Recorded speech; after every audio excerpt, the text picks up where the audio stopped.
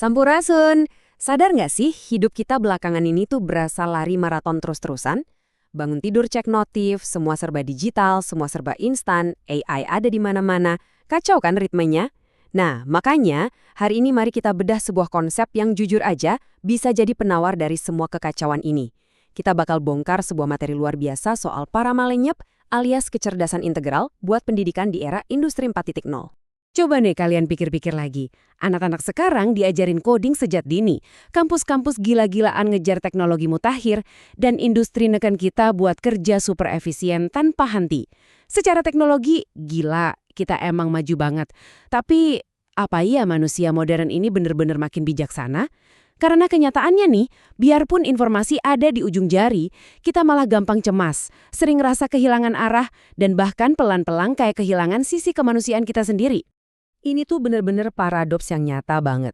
Di satu sisi, sistem pendidikan modern kita jago banget nyetak orang yang pintar secara akademik dan melek teknologi. Mereka udah siap banget lah dilempar ke pasar industri.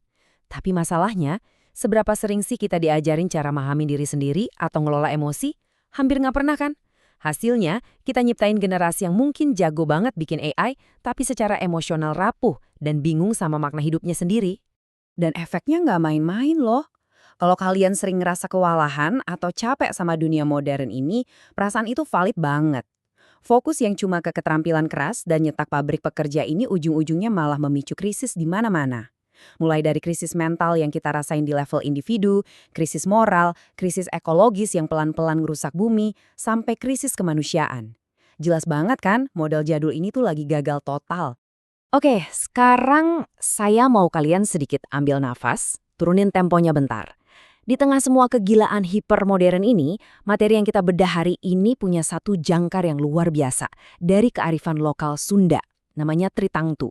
Ini bukan sekedar teori kuno biasa ya. Tritangtu ini bicara soal keseimbangan absolut dari 3 unsur vital kehidupan. Ibaratnya ini tuh fondasi yang selama ini hilang dan perlu banget kita panggil lagi buat nyembuhin manusia modern.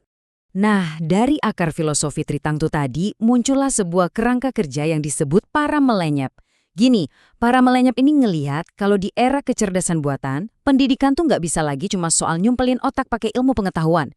Paramalényep ngasih semacam cetak biru buat kecerdasan sejati. Pendidikan tuh harus ngebentuk kesadaran, ngebentuk karakter, dan mengasah kemampuan hidup. Tujuannya udah bukan lagi sekedar nyetak manusia pinter, tapi nyetak manusia yang sadar seutuhnya. Kalau kita bedah konsepnya, Tritangtu dalam pendidikan ini secara berlian bertumpu pada 3 pilar utama yang porsinya harus sama rata. Nyantri, nyunda, dan nyakola.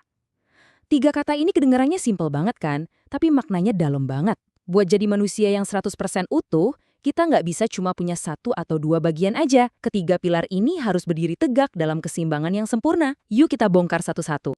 Kita mulai dari pilar pertama ya, yaitu nyantri.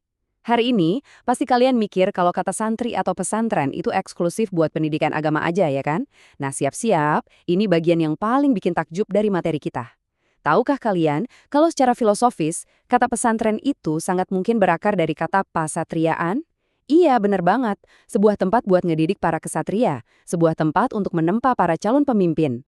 Jadi, dengan memahami akar sejarah yang sekeren itu, nyantri dalam konsep paramalényep berubah makna jadi pendidikan kesadaran kepemimpinan.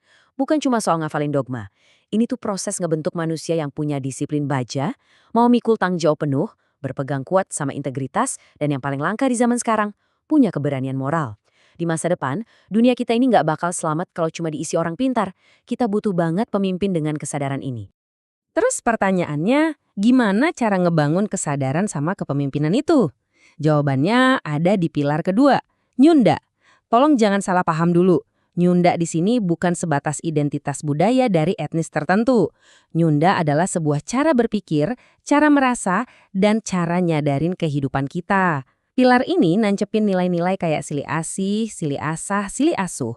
Intinya kesadaran mendalam soal kepedulian ke sesama manusia dan harmoni kita sama alam semesta. Tapi ya gitu, ngomongin nilai kepedulian dan karakter nggak bakal mempan kalau cuma diajarin lewat buku teori atau dihafalin buat lulus ujian doang. Kunci keberhasilannya ada di konsep ngalenyepan. Singkatnya, manusia harus bisa benar-benar nyelam ke dalam makna kehidupan. Kesadaran sejati dan karakter yang otentik tuh nggak lahir dari seberapa banyak buku yang kalian baca. tapi wajib dirasain langsung lewat pengalaman batin kalian sendiri. Nah, proses internal itu ngelewatin 3 langkah yang kedengarannya sederhana, tapi dalam banget. Pertama, kita harus punya kemampuan buat diam dan ngamatin diri sendiri dalam keheningan. Kedua, rasain dan pahami sungguh-sungguh apa yang lagi terjadi di dalam batin kita. Kalau ini dipraktekkan terus-menerus, perlahan kita bakal mendekati kondisi puncak yang disebut parama, yaitu kejernihan kesadaran yang murni banget. Ini benar-benar jadi antitesis alias penawar buat dunia modern kita yang super berisik ini. Tapi parama lenyap ini sama sekali nggak anti kemajuan kok. Disinilah pilar ketiga masuk, nyakola. Ini ranahnya ilmu pengetahuan mutakhir.